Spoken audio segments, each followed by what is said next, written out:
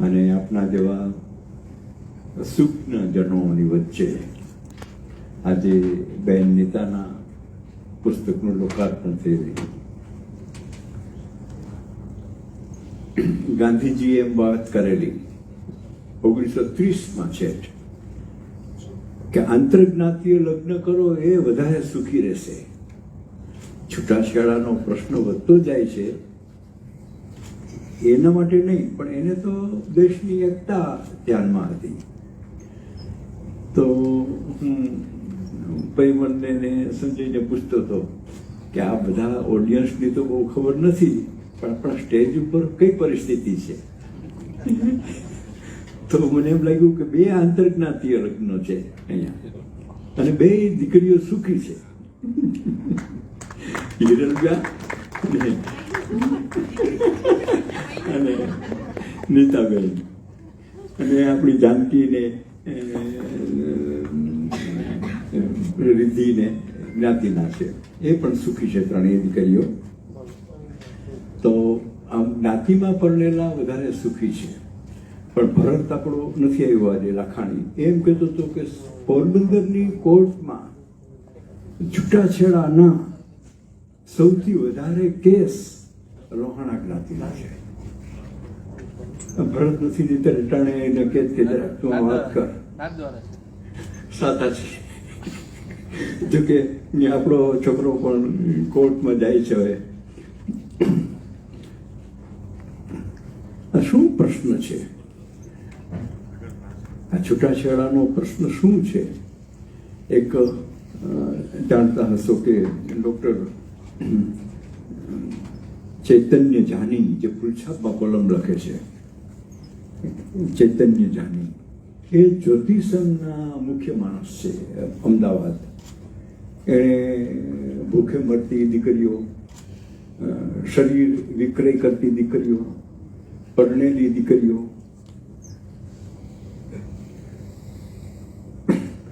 જુદી જુદી પોતાની જાતને ઉચ્ચ માનતી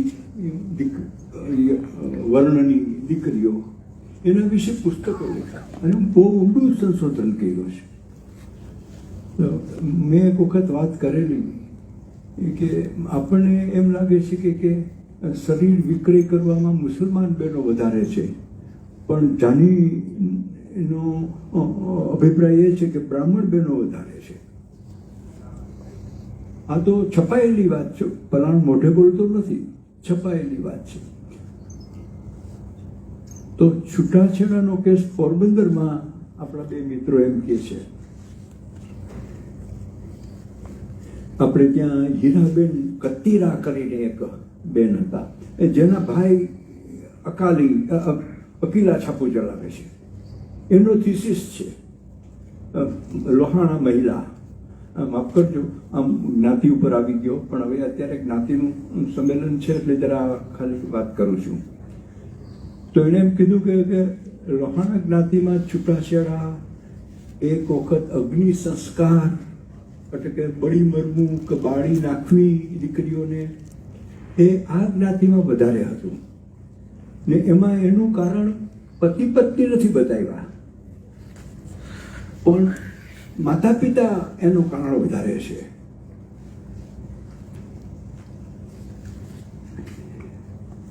પોરબંદરના બે દાખલા યાદ આવી જાય છે, માફ કરજો, પણ એમને કીધું જ્ઞાન ગંગા વહેડાવો તો વહેવા દો એમ.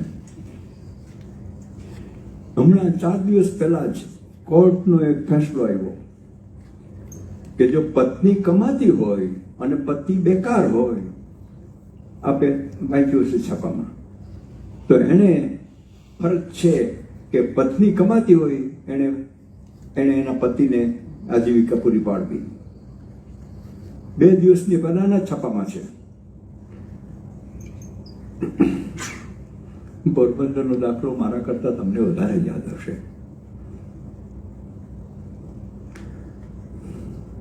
એ મિત્ર દાન ભવનમાં 4 આના ચૂકવીને જમતા. વેદુભાઈ એમને એમના પત્ની રાજકોટમાં બહુ બહુ મોટી પોસ્ટ ઉપર પ્રોફેસર હતા.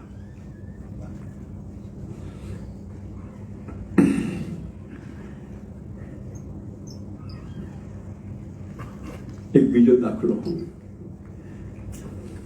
આપણી એક દીકરીને બહુ દુઃખ થયું. ડોસાણી, એ તો જગજાહેર નામ છે આજે, લક્ષ્મીબેન ડોસાણી, ડોસાણી ફેમિલીની દીકરી. પિયરે સ્વીકારવાની ના પાડી, સાસરાઓએ કાઢી મૂકી. પિયરે સ્વીકારવાની ના પાડી, બે ઉપર એને કેસ કર્યો. પછી ગઈ અમદાવાદ. ત્યારે અમદાવાદમાં એક ગાંધીજીના ઉપક્રમે મહિલા આંદોલન ચાલતું, એમાં એ જોડાણી, જ્યોતિષસંઘ જેને કહેવાય છે. અને એની એક નવલકથા લખી, પુષ્પા, એણે એક નવલકથા લખી, હું બળવાખોર કેમ બની. આ નવલકથા તમે કોઈ વાંચજો, લોહાણા જ્ઞાતિવાળાએ તો વાંચવું જ જોઈએ કે કેટલી નાલાયકી છે આપણા વડીલોમાં, કેટલી નાલાયકી. જો કે પદુભાઈ કહેશે કે વિષયાંતર ન કરતા, પણ ખરેખર એ નવલકથા એવી છે કે વડીલો ડિસ્ટર્બ કરે છે. બેને બે દાખલા દીધા કે ભાઈ આ પગલામાં તારે લોટ બાંધવાનો રહેશે. તો અત્યારે છોકરા છોકરીઓ છૂટથી વાત કરી શકે છે. એ સારું છે, સારું કે ખરાબ જો કે લાંબે ગાળે ખબર પડશે, પણ એ છે, એટલી સ્વતંત્રતા આવી છે. જો કે આંકડા એના કરતાં જુદું કહે છે.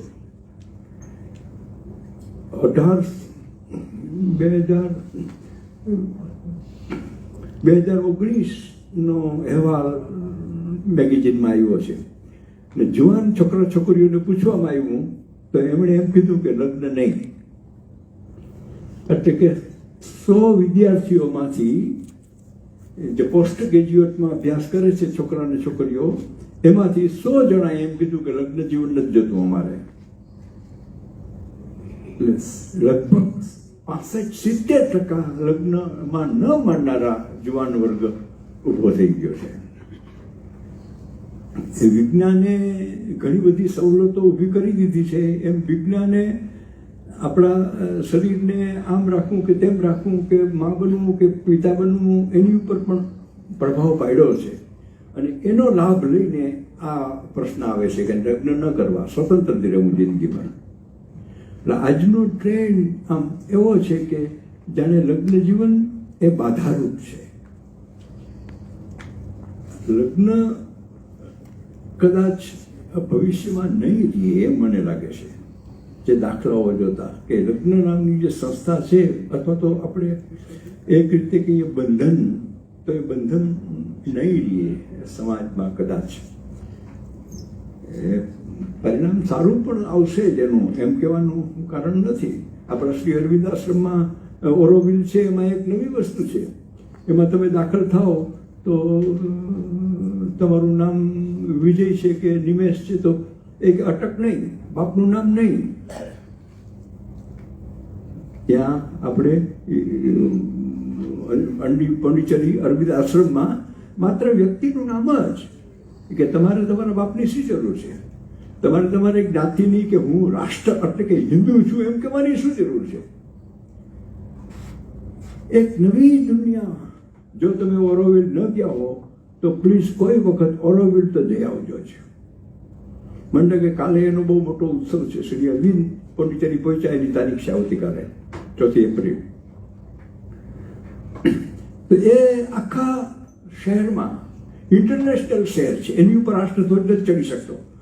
આખા ભારતમાં એકમાત્ર સ્થળ એવું છે કે જે ઇન્ટરનેશનલ છે, જે વેટિકન પોપનું, એની ઉપર કોઈ રાષ્ટ્રનો ધ્વજ નથી ચડી શકતો. એમ આપણે ઓરોવિલ ઉપર પણ કોઈ રાષ્ટ્રનો ધ્વજ નથી ચડી શકતો. એ દરેક નાગરિક માત્ર માણસ છે, એમ એવી રીતે જીવે છે. અને એમ કે છે કે આ ડિવાઇન લાઈફ છે, આ દિવ્ય જીવન જે ઉતરી રહ્યું છે એનો આ પ્રતિબિંબ છે. એ બહુ સારું. નીતાબેને તો એટલા બધા અનુભવો પોતાના પુસ્તકમાં મૂક્યા છે કે મૂળ એમનો મુદ્દો સમાધાન મુખ્ય વસ્તુ છે. કે પતિ પત્ની વચ્ચે, કે પત્ની અને સાસુ વચ્ચે, કે પતિ અને એમના કોઈ વચ્ચે પ્રશ્ન ઊભો થાય ત્યારે સમાધાન સૌથી મોટામાં મોટો ઉકેલ છે. ઘણા બધા પ્રશ્નો ઊભા થતા હોય છે. મને કેવા કપડાં પહેરે છે, કેવા કપડાં નથી ગમતા, ટૂંકા કપડાં પહેરવા કે લાંબા કપડાં પહેરવા, એની બહુ મોટી ચર્ચા આપણા સમાજમાં છે. અને એમાં સમાધાન મેળવવું, એ સમાધાનમાંથી રસ્તો કાઢવો. નીતાબેનનો સૂર આમ સનાતન સૂર છે. અને તમે જુઓ તો એમનો જે સમાધાનની જે પ્રશ્ન છે એ પોતે નાગરની દીકરી પણ પટેલમાં પરણા, અને એનું પુસ્તક રડવાણા જ્ઞાતિ. એટલે આ સમન્વય છે અને ખરેખર આવકાર્ય છે. મારે રાજુને ખાસ ધન્યવાદ દેવા પડે કે તે આવું પુસ્તક પસંદ કર્યું, અને આવા પુસ્તકનું લોકાર્પણ અને ખર્ચો પણ તે. અને મેં અંદર જોયું તો મુદ્રક પણ પોરબંદરનો છે. એટલે ઘણી વખતે એમ થાય કે ચાલો આપણે ઘણા આગળ છીએ અને ઘણા ઉદાર પણ છીએ. આ તકે અમે એને પદુભાઈ નીચે બેઠા હતા ત્યારે કીધું કેવી બનાવીશ મહાજન વંડી. એટલે એ બે જણાને તો રાજુ અને ભાઈ સંજય, બીજું જે એના વિશે હોય તે, એને પોરબંદરની કાશીને પોરબંદરની જનતાને બે સારી જગ્યા તો આપી. ધન્યવાદ બે જુવાનિયાઓને, અને નીતાબેનને પણ ધન્યવાદ કે શું સરસ વિચારપૂર્વક પોતે પુસ્તક આપ્યું. બે આકાશ અને રિદ્ધિ, પણ રિદ્ધિ તો કવિતા જ કરતી હતી. મને બહુ મજા આવી કે કેટલું બધું એ વિચારી શકે છે. પોરબંદરના ખાદી ભંડારનો ઇતિહાસ લખે છે રિદ્ધિ. એક નાનકડી જિજ્ઞાસા. આજે સવારે પદુભાઈનો ફોન આવ્યો કે ક્યારે જશું, કે 11:30 પહોંચીએ તો ચાલશે. મેં કીધું તો એની જ પાછો ફોન કર્યો કે 11નો ટાઈમ છે એટલે આપણે તો 11 વાગે પહોંચી જવું જોશે. મેં કહ્યું સારું. તો હસમુખભાઈ કે હું ગાડી લઈને આવું છું ને તમને બે વડીલોને ચડતો જાઉં છું. મેં કહું આપણે રસ્તામાં પેલી ડૉક્ટર આરતી સિદ્ધુ ગોકાણી એનું દવાખાનું છે ત્યાં જતા જઈએ. ત્યાં ગયા અમે 3 જણા, ત્યાંથી અહીંયા આવ્યા. સવારના પૂરમાં મને એમ લાગતું હતું આજ તો રમઝાન શરૂ થાય છે. તો કુરાનમાં શું કીધું છે લગ્ન વિશે? સાહેબ એક સરસ ઘટના છે, અને એ ઘટના પોરબંદરમાં રાણાવાવમાં બનેલી છે. નટવરસિંહજીનો જન્મ થયો 1901માં. પછી લગભગ એ 7-8 વર્ષના છે ત્યારે પોરબંદરમાં મરકી ફેલાઈ ગઈ છે. એટલે નટવરસિંહજીને સારી ટ્રેનિંગ અને ખુલ્લું હવામાન મળે એટલે રાણાવાવ ગામથી રાણાવાવ સ્ટેશને જઈએ તો રસ્તામાં એક રાજમહેલ હતો. એ રાજમહેલમાં એને લઈ જવામાં આવે છે. 1908 થી 1918 10 વર્ષ નટવરસિંહજી ત્યાં રહ્યા છે. તો નટવરસિંહજીની કેળવણીનું શું? તો કે ત્યાં રાણાવાવની પ્રાથમિક શાળાના આચાર્ય હતા જગજીવન કાલિદાસ પાઠક, એને નીમવામાં આવ્યા કે તમે એના ટ્યુટર. અને ત્યારે શું હતું કે તમે રાણાવાવ બરાબર જોયું હશે તો રાણાવાવમાં જેવા બંગલા છે એવા પોરબંદરમાં નથી મિત્રો. મેમણ મિત્રોના છે પણ છે ખરા. આસ્યા પાઠ એ પણ લોહાણા સર્જન, આપણી મધવાણી કોલેજ એ પંથકના લોહાણાનું પ્રદાન છે. પણ એ વાત જુદી. નટવરસિંહજી પ્રશ્ન કરે છે કે પાઠક સાહેબ આ રમજાન શું છે? શા માટે રમજાનનું આટલું બધું મહત્વ? એટલે પાઠક સાહેબ કે મારે વાંચવું પડશે. પાઠક સાહેબ પોતે તો બહુ મોટા વિદ્વાન હતા, પ્રાથમિક શાળાના હતા. પણ પછી એ જવાબ આપે છે, અને અકસ્માત એ જવાબ હિન્દુસ્તાન નામનું એક છાપું નીકળતું એમાં એ છપાયેલા છે. નટવરસિંહજીએ તો 1918ની પહેલા પ્રશ્ન પૂછ્યો છે. પ્રશ્ન પૂછવાનું કારણ શું હતું? રાણાવાવના મોટા ભાગના મેમણ લોકો આફ્રિકામાં કમાવા જાય, ખોજા ને મેમણને, અને રમજાન કરવા રાણાવાવમાં આવે. રમજાન કરવા રાણાવાવમાં આવવાનું કારણ એક તો રાણાવાવનું વતન અને આજુબાજુ ખૂબથી ગરીબી. આ એનો ગુણ છે કે મેમણ કુટુંબો બધા કુટુંબો એ ડોનેશન એ દાન સૌથી વધારે આપે છે. અને રમજાન તો દાનનો જ મહિનો છે. આખો દિવસ રોજા કરવાના અને સાંજે દાન આપવાનું. એમાં એક પ્રશ્ન કરે છે નટવરસિંહજી, અને જગજીવન કાલિદાસ પાઠક એનો ઉત્તર આપે છે કે જો સાહેબ, કુરાનમાં લગ્નની જુદી વિધિ છે. અત્યારે જે તલાકને એક સાથે 4 લગ્નને એ વાત કુરાનમાં નથી. મોહમ્મદ સાહેબના જીવનમાં 9 લગ્ન છે, પણ એનું કારણ શું છે? તો કે એ સમયે એટલી બધી લડાઈઓ ચાલી કે પુરુષ વર્ગ નાશ પામ્યો. સ્ત્રી વર્ગનું પ્રમાણ 80% થઈ ગયું, અને એની સામે જુવાન પુરુષો માત્ર 10 થી 15% જ હતા. પછી જેમ જેમ વધતું જાય એમ સમાજ દોડાતો જતો હતો. તમે જાણતા હશો, પદુભાઈ પણ તો રૂબરૂ જે વાત ત્યાં કે ચીનમાં બળાત્કાર નથી. અવડો મોટો દેશ અને છતાંય બળાત્કાર નથી. એનું કારણ શું? તો કે ત્યાં એની સમજવામાં એની ફેસિલિટી રાખવામાં આવી છે. તો આ પ્રશ્ન આપણે ત્યાં નથી, આપણે સમજી નથી શક્યા. એટલે આપણે ત્યાં બળાત્કાર છે, છૂટાછેડા છે. ત્યારે એ પ્રશ્ન બીજા દેશોમાં ઉભો નથી થતો. મોહમ્મદ સાહેબ જવાબ આપે છે કે આટલી સ્ત્રીઓ જો બેકાર રહેશે તો શું થશે? એટલે કટોકટીના પ્રસંગમાં એક પુરુષના ઘરે 4 પત્ની હોય ત્યાં સુધી વાંધો નથી, પણ એ પુરુષ એનું ભરણ પોષણ કરી શકતો હોવો જોઈએ. એમાં એમ સિપારા નંબર ને આયાત કેટલા મહિને એ પણ ટેકા છે. એટલે તમે જુઓ તો આ ખરેખર કટોકટી માટે એની એકથી વધારે સ્ત્રીઓની વાત કરી છે કે કટોકટી ઊભી થાય તો લગ્નમાં આમ કરવું, પણ એ તો એક સ્ત્રી જ. આમ તો આપણે જાણીએ જ છીએ કે રામનો મોટો દાખલો છે, અને રામના દાખલે જ દુનિયા ચાલી છે. રામનો પ્રભાવ આખી દુનિયા ઉપર છે, પતિ પત્નીના, એક પતિ પત્ની બના. અને એ અરબ લોકોએ પણ સ્વીકાર્યું જ છે. પણ આ કટોકટીમાંથી રસ્તો કાઢવા માટે આમ છે. બીજું, મોહમ્મદ સાહેબે બીજા જે 8 લગ્ન કર્યા એમાંથી કુંવારી છોકરી એક જ છે, બાકી 6 વિધવાઓ છે. એ બહુ આશ્ચર્ય થાય કે લગ્ન વિશે આપણે કેવી ગફલતમાં છીએ. મુસલમાન વિશે પણ તો ખરેખર લગ્ન જીવન એમ નથી. લગ્ન તો શ્રીમદ રામચંદ્ર સાચામાં સાચો આદર્શ છે, આખી દુનિયાનો, ભારતનો નહીં. એક પત્ની અને એક પત્ની વ્રત એ સાચી દુનિયા છે. મને એમ લાગે છે કે નીતાબેને ઘણું કામ કર્યું છે. જો કે આ પ્રશ્ન એમના ચર્ચામાં નથી આવ્યો, પણ અને એ અકસ્માત આજે રમજાન છે એટલે મને યાદ આવે છે. તો તમારામાંથી તો આકાશે તો કીધું કે આ મારો જાત અનુભવ નથી. એમ મને એમ લાગે છે કે જાત અનુભવ ન હોય પણ આપણે સમજી શકીએ છીએ દુનિયાને અને વિચારી શકીએ છીએ.